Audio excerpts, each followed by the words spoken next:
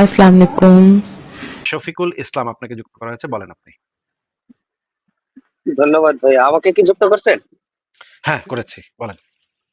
আচ্ছা ভাই, আমি একজন ধর্মপ্রাণ মুসলমান মানুষ। আচ্ছা, বলেন। ঠিক আছে। তো আমার কিছু প্রশ্ন আছে, মানে যেমন এই যে আপনারা যারা মানে এথিস্ট আছেন, নাস্তিক আছেন, তারা আমাদের প্রাণের নবীকে নিয়ে যে এই যে এত কটূক্তি করেন, ঠিক আছে, এগুলা কি তো ভাই কটূক্তি প্রাণের করি, হয় না, বুঝছেন? কি কটূক্তি করি সেটা যদি একটা উদাহরণ দিয়ে বলতেন তাহলে বুঝতে সুবিধা হইতো। একটু যদি বলতেন কি কটূক্তিটা করি। এই যে যেমন ধরেন আমাদের নবীর যে বিয়ে নিয়ে, তারপরে একটা যৌনদাসী উদাহরণ নিয়ে, দেন। খেজুর তো বাগানে গেছে, বিয়ে নিয়ে তো অনেক কথাই এগুলো বলি। নিয়ে কেন বিয়ে, বলছেন? দাসী, অনেক কিছু নিয়ে তো বলি। একটু স্পেসিফাই করে যদি উদাহরণ দিতেন। যেমন ধরেন এই যে খেজুর বাগানে নিয়ে গেল এক মেয়েরে। তারপরে মনে করেন হ্যাঁ। দাসীর সাথে, এতগুলা বিবি থাকার পরেও দাসীর সাথেও করতে হয়। ভদ্রলোকের মানে দাসী ছাড়া চলে না। দাসী ছাড়া দিন চলে না। তো এগুলা কি ভাই হুম, হুম। সত্যি নাকি এগুলা মিথ্যা? আগে এটা একটু বলেন তো। মানে যেই অভিযোগগুলা নাস্তিকরা করে, এগুলা কি সত্যি অভিযোগ নাকি বানায়, বানায় তারা মনের খেয়াল খুশি মতো বানায়, বানায় বলে? না ভাই, ভাই এগুলা সত্যি না মিথ্যা আমি তো জানি না ভাই। আমি তো দেখেন, আমরা, আপনিও জানেন যে যারা সাধারণ মুসলমান আছে, আমরা তো ভাই এই ওয়াজে শুনি, ওয়াজে না, এই সত্য ওই নাকি হুজুররা মিথ্যা যা এটা, কয়, সত্য নাকি মিথ্যা এটা এটা জানার যাচাই করবার জন্য আজকে আমি আপনার লাইভে মানে যুক্ত হয়েছি, বুঝছেন?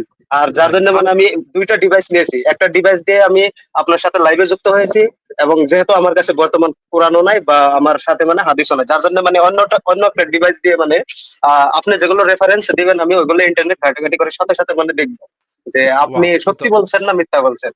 তাহলে তো খুবই ভালো, তাহলে তো খুবই ভালো কাজ করেছেন। তাহলে আমরা একটা, একটা করে শুরু করি। মানে ১ম এ তো একটা দিয়ে শুরু করতে হবে। এখন তো সব কথা তো একসাথে বলা যায় না, আহ, একটা দিয়ে। মনে আচ্ছা, করেন হ্যাঁ হ্যাঁ হ্যাঁ, আমাদের তাহলে আমি আপনাদের শুরু করতে চাই। হ্যাঁ, বলেন কোনটা দিয়ে শুরু করবেন আমি আগে একটু বলেন।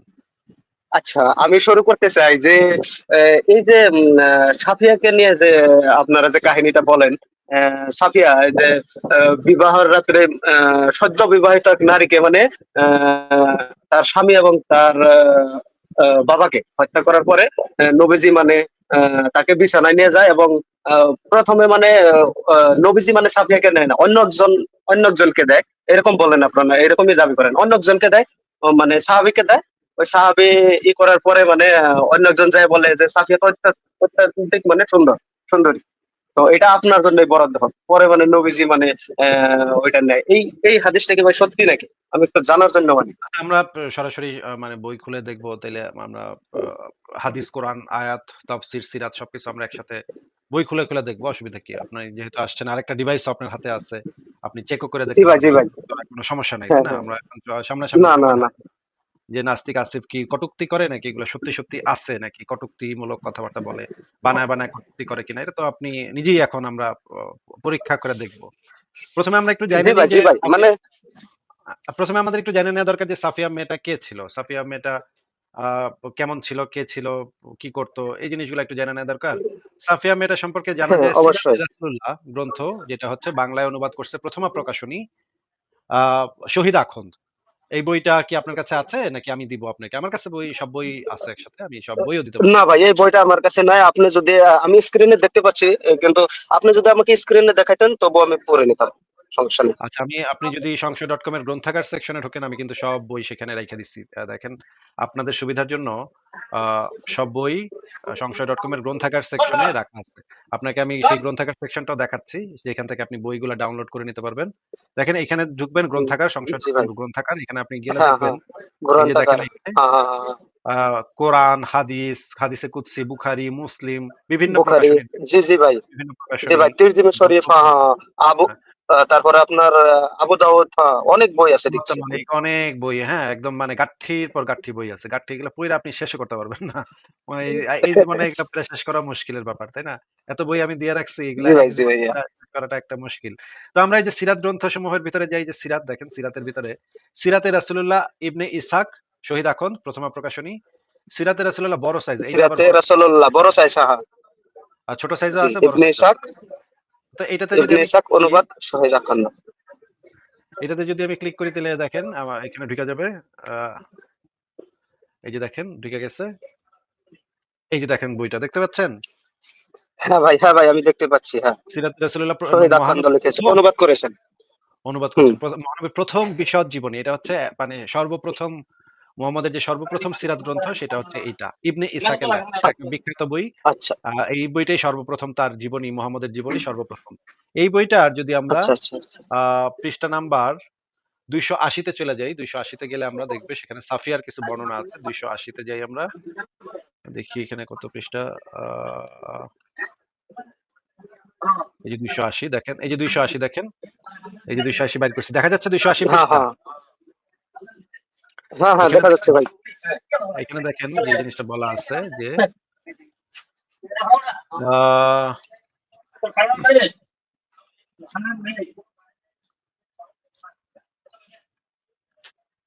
ময় ময়বিয়ার কথা। এখানে আমরা একটু যাবো। এখানে আমরা একটু করে পড়বো। দেখেন এখানে যে জিনিসটা আছে, মুহাম্মদের ধর্মের আমাদের প্রয়োজন নেই। এই যে এই পৃষ্ঠার পরে যে জিনিসটা দেয়া আছে দেখেন এই যে সাফিয়ার সাক্ষ্য দেখা যাচ্ছে ভাই? হ্যাঁ হ্যাঁ ভাই, দেখা যাচ্ছে, হ্যাঁ। আচ্ছা। এখানে লেখা আছে আব্দুল্লাহ ইবনে আবু বকর ইবনে মুহাম্মদ ইবনে আব্দুল্লাহ ব্লা, ব্লা, ব্লা, ব্লা, ব্লা। ইব- সাফিয়া বিনতে হুয়া জি ইবনে আক্তাব। এই যে সাফিয়া বিনতে হুয়া ইবনে আক্তাব মানে হইতেছে হুয়া ইবনে আক্তাবের কন্যা সাফিয়া। এটা বোঝা যায় ভাই? জি। হ্যাঁ হ্যাঁ ভাই, একদম স্পষ্ট বোঝা যাচ্ছে, হ্যাঁ। আচ্ছা, সাফিয়া বিনতে হুয়াই ইবনে আক্তাব মানে হুয়াই ইবনে আক্তাবের মেয়ে সাফিয়া বলেছেন, "আমি সাফিয়া, বাবা হ্যাঁ। ও চাচার প্রিয় পাত্র ছিলাম।" মানে তার বাবা জি তার বাবা এবং তার চাচা তারে খুবই ভালোবাসত। আমি জি কাছে জি জি। থাকলে তারা অন্য কোনো বাচ্চা-কাচ্চার দিকে চোখ তুলেও তাকাতেন না। রাসূল যখন কুবায় বনি আমর ইবনে আউফের সাথে থেকেছেন, সূর্য ওঠার আগে দেখতে গেলাম। তো এইখান থেকে আমরা জানতে হ্যাঁ। পারলাম সাফিয়া ছিল তার বাবা এবং চাচার খুবই আদরের। মানে মানে জি পরিবারের পর একটা বাচ্চা থাকে না? যে বাচ্চাটা সবার খুব আদরের, সবাই খুব ভালোবাসে সেই বাচ্চাটাকে। আ সাফিয়া ছিল হ্যাঁ, জি এরকম ভাই, একটা মেয়ে। আমারও একটা মেয়ে আছে, মানে ৩ বছর। মানে কি বলবো, আমার খুব আদরের, খালি আমার না, আমার পরিবারের মানে সবারই, মানে আমার আচ্ছা। ভাই, আমার বাবা, আমার সবাই মার তারে কাছে। খুবই আদর করে। হ্যাঁ, সবাই তারে খুবই জি আদর জি করে আমরা এটা দেখতে পেলাম। এবার আমরা এই জিনিসটা জি জি। আরেকটা বই থেকেও দেখতে পারি। আরো বই হ্যাঁ। আছে। তো এই জিনিসটাই বলা আছে যে এক মিনিট, সাফিয়া ছিল কত করতেছে? তার বাবা এবং চাচার খুবই আদরের কন্যা, আদরের মেয়ে আরকি। পরিবারের ছোট মেয়ে, বাচ্চা মেয়ে। এই যে দেখেন এটা সিরাতুন হ্যাঁ নবী হ্যাঁ গ্রন্থেও একই জিনিস বলা আছে যে এই যে একটা ঘটনার কথা বলা আছে যে সাফিয়ার দিকে তার বাবা চাচা ফিরে তাকায়নি। এজন্য সাফিয়া খুব মন খারাপ করছে। যে কেন তারে হ্যাঁ এত হ্যাঁ। ভালোবাসে সবাই। কিন্তু ঐদিন তার দিকে কেউ এই যে দেখেন ২ জনের একজন আমার দিকে একটু ফিরেও তাকালেন না। কারণ তারা ফিরেও ছিলেন তাকালেন বিষণ্ণ না, ও হ্যাঁ। তো এখানে সাফিয়া একটু দুঃখ করে বলতেছে, "ঐদিন আমার দিকে কেউ ফিরেও তাকাইল না। সবাই আমার এত ভালোবাসে কিন্তু ঐদিন আমি তাদের কাছে গেলাম হাসি মুখে কিন্তু তারা আমার দিকে ফিরেও তাকাইল না।" তার মানে এখান থেকে বোঝা ফিরে যাচ্ছে যে তাকালেন। বাবা-মা, চাচা তারে খুবই ভালোবাসতো। তারে খুবই আদর করত। হুম হুম। একদিন যদিও ফিরে তাকায় নাই কিন্তু নরমালি খুবই ভালোবাসতো। আচ্ছা, এবার আমরা দেখি যে আ এই যে তার বাবা যে হুয়া ইবনে আখতাব, সেই হুয়া ইবনে আখতাব আ কি ছিল? হ্যাঁ আমরা হ্যাঁ। দেখি তার বাবা বাবা কি ছিল সেটা আমরা একটু দেখি।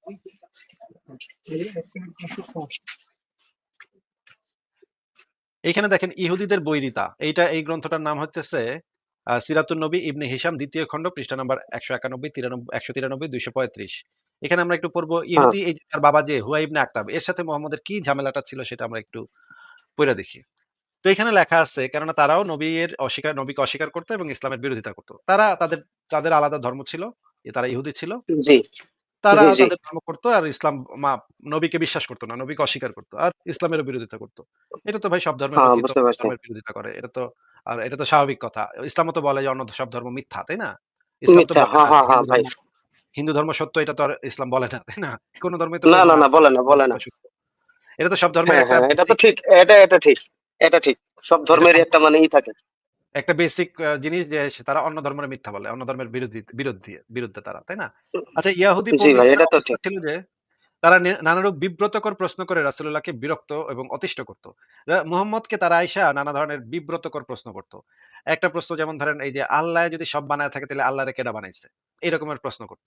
এইরকম প্রশ্ন করলে হুম, নবী যাইত চেইতা। নবী মানে উত্তর দিতে পারত না। তখন নবী যাইত চেইতা। নবী বলতো, "হায় তুই আমার এই সমস্ত প্রশ্ন করিস, তোদের উপরে লানত, তোদের উপরে গজব নাজিল হইব, গজব বর্ষণ হইবে।" এরকম হুমকি-ধামকি দিত মুহাম্মদকে। না তো ভাই, এটা বিভিন্ন তো খারাপ, দেখেন। ওগুলো আমি আমরা যদি আমি যদি একটা দাবি করি একটা বস্তু, যে ধরেন এই যে আমার কাছে এখানে একটা মোবাইল আছে, ঠিক আছে? যে হুম, এটা একটা মোবাইল। তো আপনি যদি বলেন যে তোমার কাছে যে মোবাইল আছে এটা আমাকে দেখাও, তাহলে তো আমি আপনাকে দেখাইতে হবে। আর যদি আপনি মোবাইলের বিষয়ে বিস্তারিত জানতে চান, তাহলে আমি আপনাকে বলা উচিত যে এই মোবাইলে এরকম এরকম এরকম। এটা তো উচিত ভাই। এটা আমি হ্যাঁ। মানি। এটা এটা আমি আপনার কাছে আপনার সাথে আপনি যদি একমত। জানেন, আপনি যদি জাইনা থাকেন যে আল্লাহ আছে, এটা আছে এগুলা যদি আপনার জানেন, তাহলে প্রশ্ন করলে আপনি ডরাইবেন কেন বা চেতবেন কেন? আপনি তো উত্তর দিয়ে দিবেন। যে এইটার উত্তর হইতেছে জি এইটা। ভাই, উত্তর দিয়ে দিবেন। জি ভাইয়া, তাইলে জি ভাইয়া, ইহুদিরা আপনি তো প্রশ্ন এটা করত, একদম। ইহুদিরা নানা ধরনের প্রশ্ন করত আর মোহাম্মদ চেতে যেত। মোহাম্মদও চেতে যেত, আবু বকরও চেতে যেত। আমি আস্তে, আস্তে দেখাবো যে মোহাম্মদ এবং আবু বকর যে চেতে যেত সেটা একটু পরে দেখাবো। এখানে দেখেন হুয়া ইবনে আখতাব ও আবু ইয়াসির ইবনে আখতাব এই ২ ভাই। এই ২ ভাইয়ের নাম দেখা হুম। যাচ্ছে? হ্যাঁ, হ্যাঁ, হ্যাঁ, দেখা যাচ্ছে। এই ২ ভাইও আবু ইয়াসির ইবনে আখতার। এই ধরনের প্রশ্ন করত। আচ্ছা তারা কি প্রশ্ন করত তারা একটু দেখি তো আমরা এখানে তারা কি নিয়া জিজ্ঞাসা করত। এই যে দেখেন এখানে তারা বলত যে ইয়াহুদি ধর্মযাজক তারা রাসূল সাহাবীদের অনিষ্ট সাধন ও শত্রুতামূলক তৎপরতায় লিপ্ত ছিল। তারপরে আরো যে করতেছিল। জিনিস বলা আছে, ইয়াহুদি পণ্ডিত ও কাফির সঙ্গীদের ব্যাপারে আয়াত নাযিল হয়েছে। ব্লা, ব্লা, ব্লা। এই যে একজন ইহুদি হুয়াই ইবনে আখতাবের নিকট কয়েকজন ইহুদি এসে উপস্থিত হলো। হুয়াই ইবনে আখতাব ইহুদিদের দল নিয়ে নবীর দরবারে উপস্থিত হলেন। তারপর তারা বলল, "হে মুহাম্মদ আমরা জানতে পারলাম আপনার কাছে আয়াতকৃত নাযিলের মধ্যে আপনি এই আয়াতটা তিলাওয়াত করে থাকেন।" তখন জবাবে রাসূল বলল, "হ্যাঁ, এটা জিবরিল আল্লাহর পক্ষ থেকে নিয়ে এসেছে।" তখন তারা বলল, "আপনার হুম, পূর্বে অনেক নবী এসেছে কিন্তু তারা তো এই ধরনের কোন কথা বলে নাই।" তারপরে তারা হুম, জিজ্ঞেস করল, "আলিফ লাম মিম এটার অর্থ কি?" এই ধরনের নানা ক্রিটিক্যাল কোয়েশ্চেন করত। তারপর তখন এই যে যখন উত্তর দিতে পারত না মোহাম্মদ তখন দেখেন, তখন সে বলল, এই যে দেখেন উল্টাপাল্টা উত্তর দিত দেইখা তখন তা তা সেই ইহুদিরা বলত যে, আপনার কথা তো মানে হইতেছে না। আপনার কথা তো তালগোল পাকায় যাচ্ছে।" আরো আমরা দেখি, আরো এখানে অনেক বুকগুলা বর্ণনা আছে। একটা, একটা করে দেখব। আল বিদায়া ওয়ান নিহায়া ২য় খণ্ড ইসলামিক ফাউন্ডেশন পৃষ্ঠা ৩৯-৪০ এখানে দেখেন লেখা আছে যে ইয়াহুদিরা রাসূলের একাধিক সহধর্মিণী দেখে লোকজনকে বলল, তোমরা এই লোকটির প্রতি লক্ষ্য করো, সে আহারে পরিতৃপ্ত হয় না। আল্লাহর কসম সে নারী ছাড়া কিছু বোঝে না। এই কথাটার মানে কি ভাই বলেন তো? নারী ছাড়া কিছু বোঝে না। এই কথাটার মানে কি?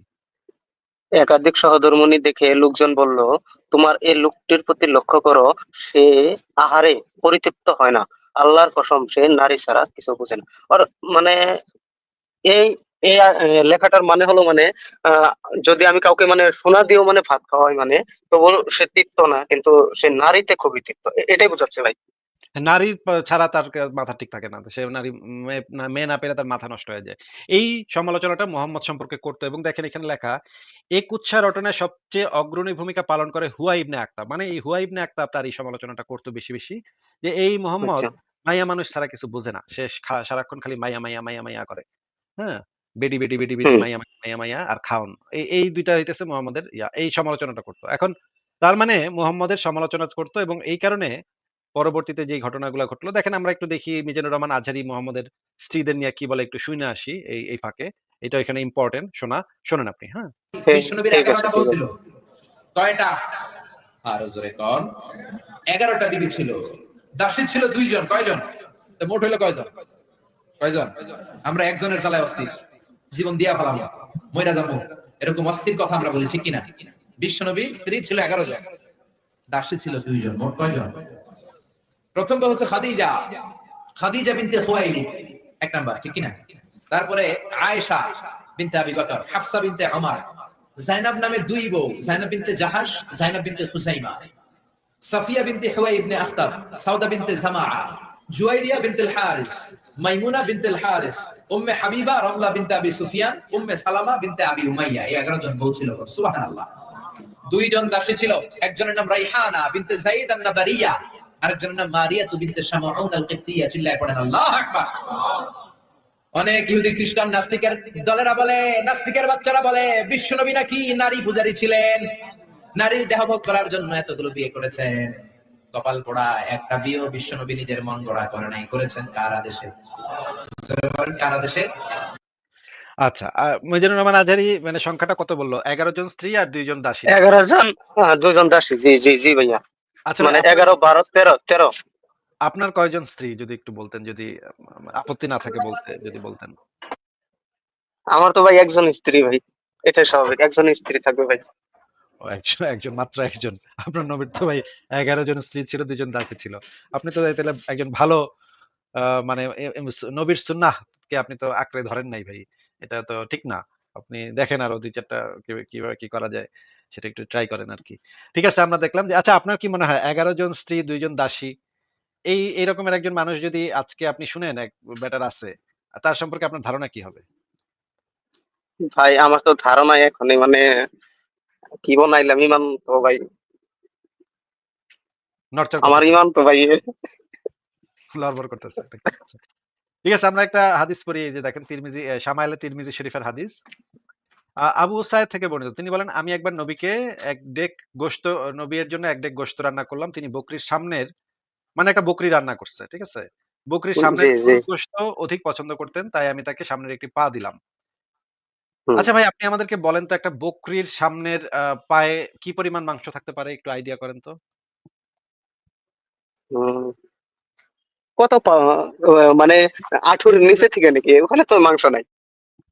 ৩ কেজি। সামনের পায়ে তো ৩ কেজি তো মাংস থাকেই, তাই না? বকরির মিডিয়াম সাইজের হ্যাঁ, উপরের হ্যাঁ, জি জি জি, উপরের দিকে তো মোটামুটি ৩-২.৫ কেজির মতো হবে।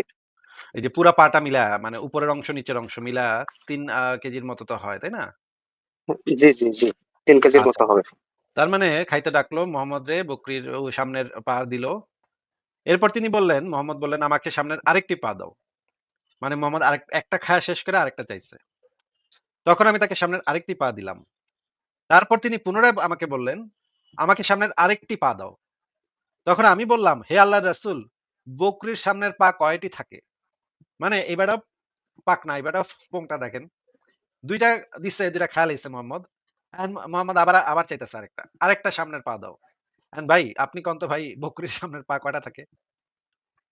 ২ টাই থাকে। তো ২ টা থাকলে মোহাম্মদ আরেকটা চাইলো। মানে মোহাম্মদের কি আক্কেল নাই নাকি? মানে কি বেআক্কেল নাকি? বুঝলাম না তো কাহিনী। আর তাছাড়া একটা সামনের পায়ে যদি ৩ কেজি মাংস থাকে বা ধরে নিলাম ২ কেজি। কমায় ধরে ধরে নিলাম। কিন্তু এটা কিন্তু তরকারি রান্না করছে। তরকারিতে কিন্তু মানে পরিমাণটা বাইরা যায়। তাই না? তরকারিতে অন্যান্য জিনিসপত্র থাকে, জি জি। পরিমাণটা আরো বাইরা যায়। হ্যাঁ, আচ্ছা মসলা তারপরেও থাকে, পেঁয়াজ থাকে। মসলা থাকে, পেঁয়াজ থাকে, মানে পরিমাণে একটু বৃদ্ধি পায়। তারপরেও আমরা তর্কের হুম। খাতিরে ধরে নিলাম সামনের একটা পায়ে ২ কেজি মাংস আছে। তাইলে ২ টা পা সে খাইলো ৪ কেজি। ৪ কেজি খাওয়ানোর পরে বেড়ায় আরেকটা পা চায়। ভাই আপনি বলেন তো ভাই মানুষের পেটে জায়গা থাকে ৪ কেজি খাওয়ানোর পরে আরেকটা চায়, এইটা কিভাবে সম্ভব ভাই? তার মানে তার পেটে আরো খালি জায়গা আছে নাকি ভাই? এটা তো ভাই আমার মাথার উপর দিয়ে যাইতেছে ভাই। এরা তো তাইলে তো পুরা খাদক। এটা তো মানে আমি দেখছি পুরান ঢাকায় কিছু লোকজন আছে বিরাট খাইতে পারে। বাপরে বাপ! ওগুলো খাইতে দেখলে মাথা ঘুরায় যায়। কিন্তু মোহাম্মদ তো সেইরকম সেই লেভেলের খাদক ছিল। একেবারে খায়া উল্টায় ফেলাইতো। ভাইরে ভাই ২ টা পা খাওয়ানোর আমারে একটা পা দিলে বকরির একটা পা দিলে আমি তো ওইটা খায়া শেষ করতে পারব না। আমি আমার পুরা পরিবার নিয়েও একটা পা শেষ করতে পারব না খায়া। ভাই আমার পুরা পরিবার মিল্লা খাইলেও একটা পা শেষ হইব না। কিন্তু মোহাম্মদ ২ টা পা খায় আরেকটা পা চাইছে। এইখান থেকে আমরা বুঝতে পারলাম মোহাম্মদ একটু পেটুক স্বভাবের ছিল নাকি ভাই? জি ভাইয়া। আচ্ছা আচ্ছা। ভাইয়া, আমার টপিক কিন্তু এটা ছিল না। আমার টপিক ছিল এই যে আপনারা যে বলেন যে ওইটা নবীজি মানে ওটা তো আসতেছে। সাফিয়াকে। আমি যে সমালোচনাটা দেখাইলাম যে এই যে সুহাই ইবনে আখতাব যে তার সমালোচনাটা করছিল, আহারে পরিতৃপ্ত হ্যাঁ হয় এইটুকের রেফারেন্স দেখাইলাম। আহারে পরিতৃপ্ত হয় না, নারী ছাড়া কিছু বুঝে না। এই ২ টার একসাথে দেখাইতেছি তো এইজন্য এটা দেখাইলাম। জি জি জি ভাই। এরপরে হ্যাঁ হ্যাঁ, এরপরে বুঝলাম। দেখেন আবু বকরের সাথে একদিন কি গাঞ্জাম লাগছে আমরা একটু দেখি। এটাও সিরাতুন নবী গ্রন্থ থেকে দেখেন।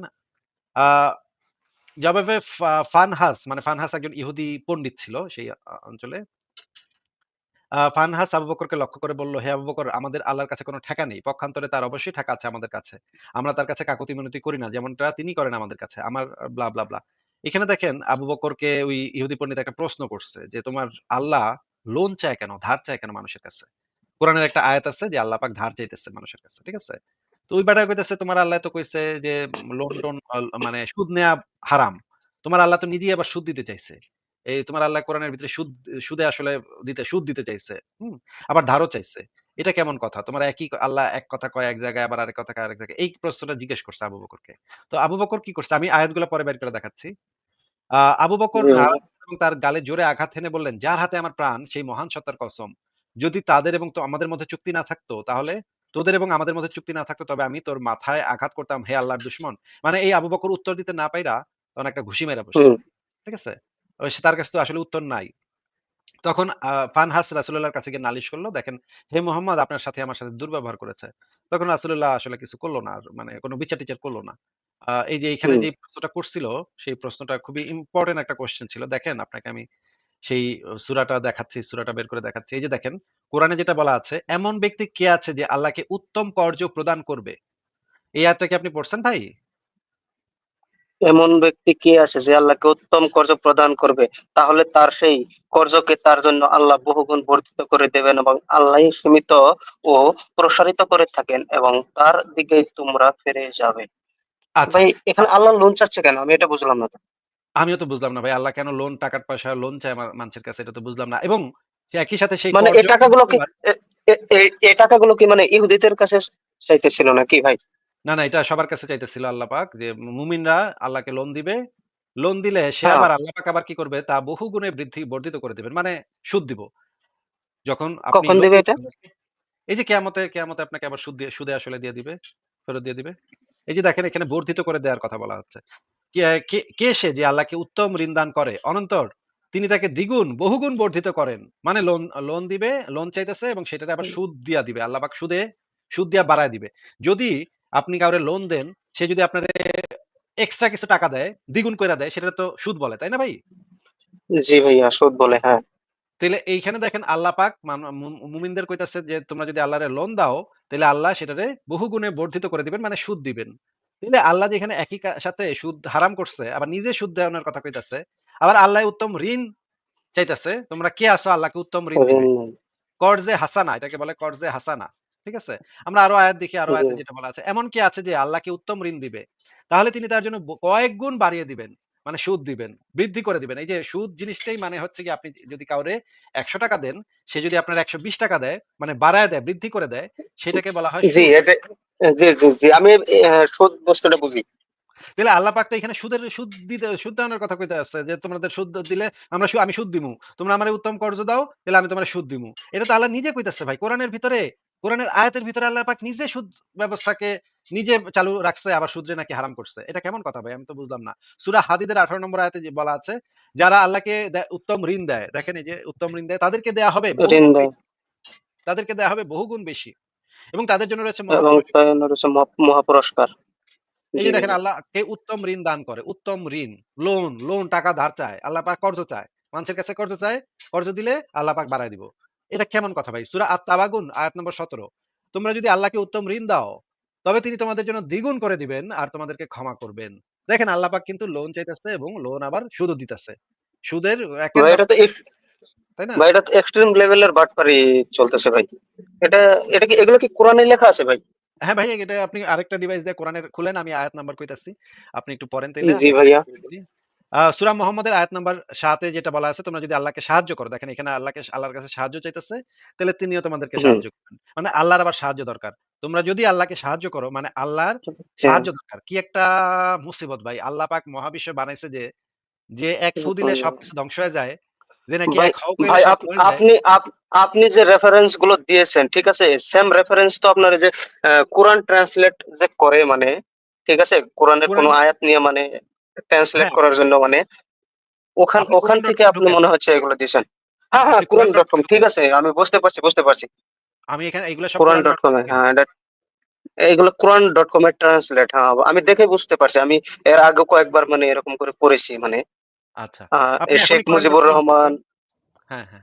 রাওয়াই আল বায়ান, এটা সৌদি আরবের থেকে চলে ভাই এটা। সৌদি আরব থেকে। হ্যাঁ, এটা সৌদি আরবের প্রকাশনী। এটা সৌদি আরব আর থেকে।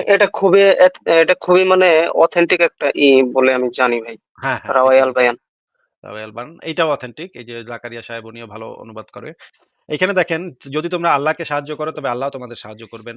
সূরা বাকারার করবেন। ২৪৫ এ বলা আছে, কে আছে, আচ্ছা দেখি আল বায়ান ফাউন্ডেশন একটা পড়ি।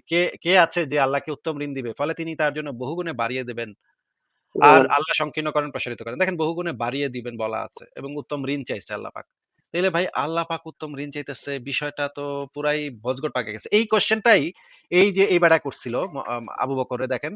এই ফানহাস এই জিনিসটা করছিল যে দেখেন এখানে লিখছে, ফানহাস কি কইতাছে? হ্যাঁ। যদি তিনি আমাদের দিক থেকে অনটন মুক্তই হতেন তবে আমাদের সম্পদ থেকে কর্য চাইতেন না। যেমনটি তোমাদের নবী ধারণা করে থাকেন। তিনি আমাদেরকে সুদ থেকে বারণ করেন, আবার নিজে তিনি তা আমাদেরকে দিয়ে থাকেন।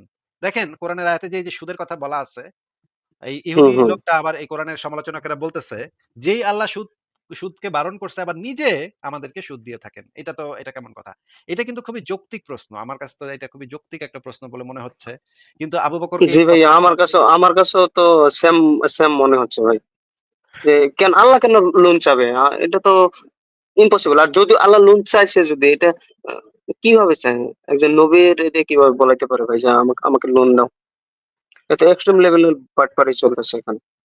তো এইখানে আবার আবু বকর এবার এটা শুইনা চিতে গেছে। চিতে গিয়ে মানে ঘুষি মারছে আরকি। এই ইহুদিদের সাথে এই সমস্ত গ্যাঞ্জাম হইতেছিল মুহাম্মদের এবং আবু বকরের এবং সাহাবীদের। এই সমস্ত কারণে মুহাম্মদ এই ইহুদিদের উপরে খুব চেতে গেছিল। আ কিন্তু এখন দেখেন হ্যাঁ, বলুন। ভাই এক মিনিট পজ করেন। আমার হুম। আরেকটা প্রশ্ন মানে এখান থেকে উঠে আসতেছে যে হুজুররা যে দাবি করে যে ইহুদিরা নাকি আমাদের হুজুরে পাক সাল্লাল্লাহু আলাইহি সাল্লামের উপর মানে নানান অত্যাচার করতো কুরাইশদেরকে সাথে নিয়ে। কিন্তু আপনি যেগুলো রেফারেন্স আমাকে দেখাইতেছেন এখানে তো আমি কিছু এগুলো তো কিছুই পাইতেছি না। হুজুররা কি তাহলে আমাদের সাথে মিথ্যা বলে না? ইহুদিরা মুহাম্মদের উপরে কোনো অত্যাচার করতেছিল, খুবই অত্যাচার করতেছিল। এরকম ভাই আমি মানে এক্সট্রিম লেভেলে কোনো অত্যাচার করতেছিল এরকম আমি কিছু পাই নাই। হয়তো ২-৪ টা মানে ধাক্কাধাক্কি, ধস্তাধস্তি এরকম কিছু গ্যাঞ্জাম হয়ে থাকতে পারে। না, কিন্তু না, এক্সট্রিম লেভেলে হুজুররা কোনো আপনি আপনি আপনি শুনছেন না আমি জানি না। কিন্তু হুজুররা প্রায়ই মানে এই যে যখন হয় ধর্মসভা, আপনাদের ওখানে কি বলে আমি জানি না। ওয়াজ, আহ ওয়াজ। ধর্ম ওয়াজ মাহফিল, জি। হুম। ওয়াজ মাহফিলে তো বলে যে ইহুদিরা নাকি আমাদের হুজুর পাক সাল্লাল্লাহু আলাইহি সাল্লামের উপর মানে প্রচুর মানে অত্যাচার করতো, নিপীড়ন করতো, ইসলাম প্রচার করতে দিত না। কিন্তু আপনি যেগুলো দেখাইতেছেন তো ভাই এগুলো তো মানে অন্যরকমই দেখাইতেছে ভাই। আমিও তো দেখতেছি অন্যরকম। কোরআন হাদিসে তো অন্যরকম পাওয়া যায়। হুজুররা যেগুলো বলে সেগুলোর সাথে মিলে না। আচ্ছা, আমরা এই জিনিসটা একটু দেখি। এটাও সিরাতুন নবী গ্রন্থ থেকে ২০০ খণ্ড ২৬৯ পৃষ্ঠা। এখানে দেখেন, আল্লাহর সত্তা সম্পর্কে ইহুদীদের ধৃষ্টতাপূর্ণ জিজ্ঞাসাবাদ। ইবনে ইসহাক বলেন, আমাকে সাঈদ ইবনে জুবাইর জানিয়েছেন, একবার কতিপয় ইয়াহুদী রাসূলের কাছে এসে জিজ্ঞেস করল, হে মুহাম্মদ, আল্লাহ তো সমগ্র সৃষ্টি জগৎকে সৃষ্টি করেছেন, তবে আল্লাহকে কে সৃষ্টি করেছে? এই প্রশ্ন শুনে রাসূল এত রেগে যান যে তার মুখমণ্ডল বিবর্ণ হয়ে যায় এবং তিনি তাদেরকে আল্লাহর গজবের ব্যাপারে সাবধান করে দেন। মানে রাসূল কইতেছে যে, "ওই তোরা কিন্তু সাবধান, কিন্তু তোরে কিন্তু এক্কারে গজব, এক্ষুনি তোদের উপরে গজব নাজিল হয়, তোরা কিন্তু সারকার হয়ে যাবি। তোরা এই সমস্ত প্রশ্ন করিস না।" মানে মুহাম্মদের মুখ-টুখ পুরা লাল হয়ে গেছে। লাল হয়ে সে চিৎকার করে কইতেছে, "গজব, ওই তোরে গজব, এক্ষুনি গজব পড়বো তোদের উপরে।" এ সময় তার কাছে জিবরাইল আসলেন এবং তাকে সান্ত্বনা দিয়ে বললেন, "হে মুহাম্মদ, আপনি শান্ত হন। এত চেতেন না, শান্ত হন, ঠান্ডা হন।" এরপরে তিনি ইহুদীদের প্রশ্নের যে জবাব আল্লাহর কাছ থেকে নিয়ে এসেছিলেন তা তাদেরকে শোনালেন। তা হলো, আপনি বলুন, তিনি আল্লাহ একক ও অদ্বিতীয়। আল্লাহ কারো মুখাপেক্ষী নন। তিনি কাউকে জন্ম দেননি, তাকেও জন্ম দেওয়া হয়নি। তার সমতুল্য কেউ নয়। এটা হচ্ছে ১১২ নম্বর সূরার ১ থেকে ৪ নম্বর আয়াত। তখন রাসূলুল্লাহ সমবেত ইহুদীদের সামনে উপরোক্ত সূরা পড়ে শোনানোর পর তারা বলল, হে মুহাম্মদ, আপনার বক্তব্য না হয় বুঝলাম। এখন বলুন তো তার আকার আকৃতি কেমন? তার হাত কেমন? তার বাহু কেমন?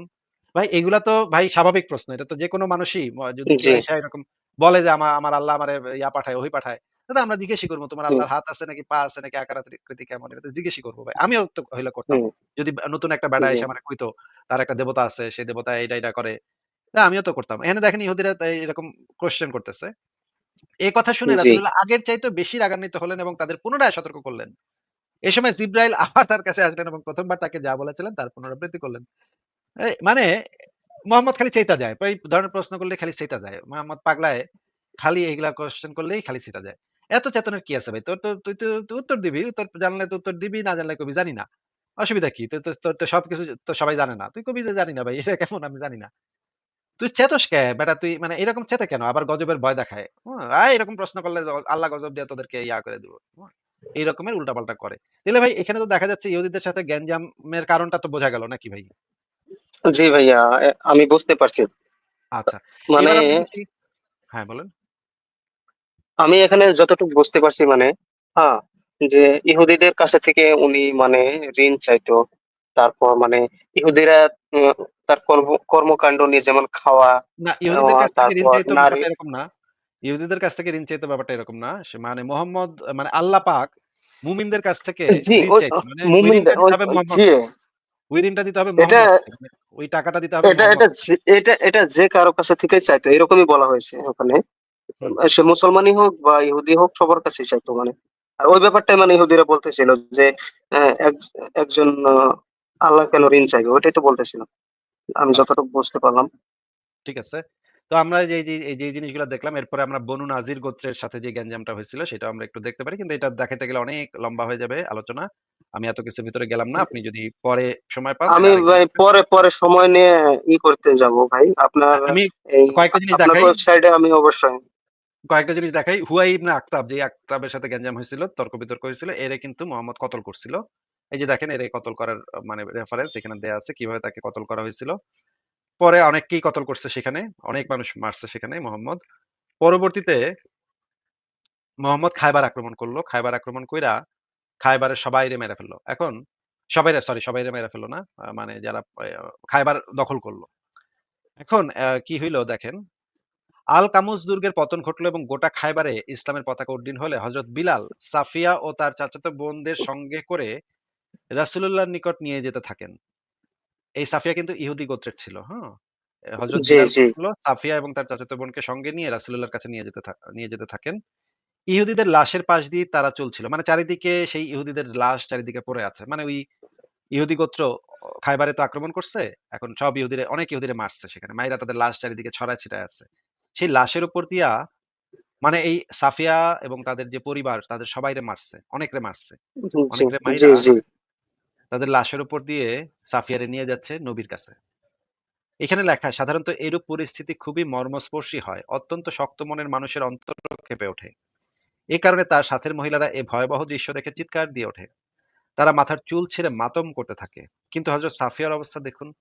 প্রিয় স্বামীর লাশের পাশ দিয়ে বন্দী অবস্থায় চলছেন। তিনি একটুও বিচলিত নন।